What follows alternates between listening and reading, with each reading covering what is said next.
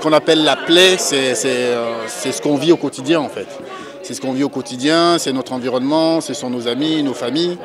Et à un moment donné,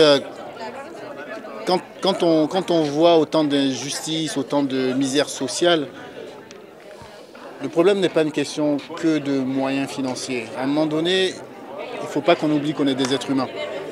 Et moi, je n'accepterai jamais qu'on prenne pour excuse le fait de ne pas avoir de moyens financiers, de ne pas avoir d'argent, pour ne plus avoir de lien social en fait.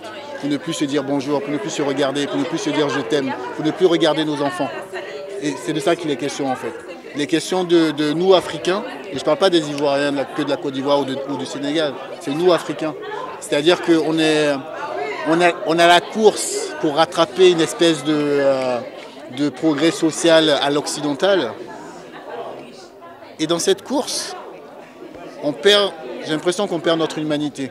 Et je trouve que le symbole, le symptôme le plus flagrant de ça, ce sont nos enfants qui sont dans la délinquance juvénile, que ce soit en Côte d'Ivoire avec les microbes, que ce soit les talibés au Sénégal, que ce soit les X-Men au Congo. Tout ça, ça nous dit une chose, ça nous dit simplement qu'on est en train d'abandonner nos enfants. Qui dit nos enfants dit notre avenir, sous le prétexte d'être à la course, à la recherche du financier et du matériel. Et ça, je vais dire, moi, je ne peux pas me contenter de ça, je ne peux pas accepter ça en tant qu'artiste, en tant que créateur. Moi, mes analyses sont déjà dans la série. Mais non, je vous demanderais limite quelle analyse vous faites de la série. Non, je plaisante. Non, l'analyse que je fais, c'est ce que j'ai dit tout à l'heure, c'est que ce sont les conséquences, comment chacun réagit lorsqu'il est en déclassement. Le terme déclassement, je crois que c'est un terme qui est très important dans le monde dans lequel on vit aujourd'hui. Parce que on parle d'émergence, on parle de l'Afrique comme un continent à une croissance exponentielle. Oui, c'est quand tu pars de moins, tu peux avoir une croissance extraordinaire, tu seras toujours très bas en fait. Mais là-dedans, on ne doit pas perdre notre identité, on ne doit pas perdre notre âme. Et que, au-delà de ces grands mots d'émergence, de chiffres, d'argent, de moyens, on parle d'individus. Et dans le résumé que vous avez fait, par exemple, du père, le père qui est démissionnaire, quoi, mais je ne lui tape pas dessus en fait. Je lui tape pas dessus, je montre juste que le gars il a perdu pied. Il a perdu pied, il n'a plus le contrôle sur rien. Et c'est tellement facile humainement, quand tu ne contrôles rien, quand tu ne maîtrises rien, de te réfugier dans l'alcool, et de l'alcool en sortir de la violence. Je veux dire, il y a un moment, je pense que vous avez fait attention à cette scène lorsqu'il est furieux, qui tape à la porte des enfants. À un moment, il s'arrête parce que qu'est-ce qu'il fait? Il se dit, mais qu'est-ce que je suis en train de faire en fait? Qu'est-ce que je suis en train de faire? Et je crois qu'on est tous pareils. On est tous pareils à des degrés et des niveaux sociaux différents en fait. Mais on a tous les mêmes moteurs. Moi, c'est ça qui m'intéresse à traiter dans le cinéma, dans les histoires. C'est quel est le dénominateur commun entre nous tous, que tu sois riche ou pauvre?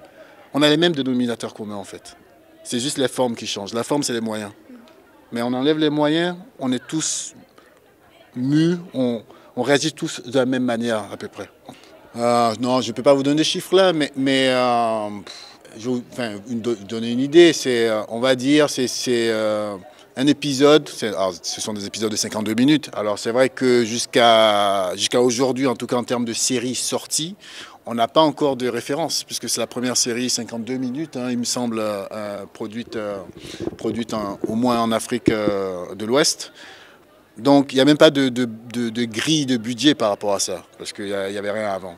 Donc on peut penser que en fait c'est 2 fois 26 minutes et qu'on multiplie le budget par 2. Non, c'est pas comme ça.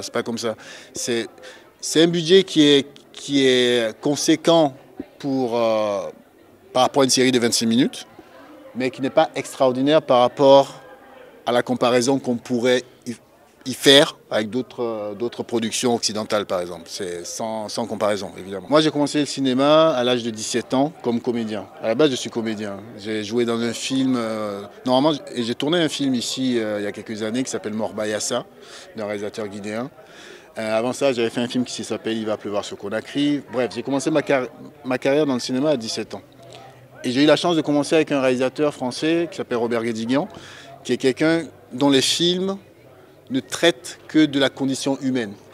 Donc imaginez juste que voilà, un ado de 17 ans, moi, qui rentre dans le cinéma, qui apprend le cinéma sur le terrain à travers ce prisme-là, à travers le prisme de quelqu'un voilà, ce qui le fait vibrer, c'est de parler des petites gens, c'est pour ça que j'emploie ce terme-là, petites gens. Je pense que c'est ça qui m'a formé, c'est ça qui m'a donné cette sensibilité-là à ce type de sujet. Et au-delà de ça, j'ai fait des études de sociologie et d'anthropologie en fait. Voilà, j'ai toujours été en tout cas porté par la question du lien social, de l'individu dans le monde, dans la société.